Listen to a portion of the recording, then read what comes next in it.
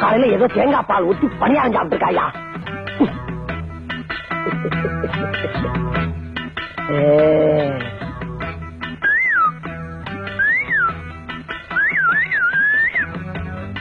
பொழுது கோலமா இல்ல கோல மாவு.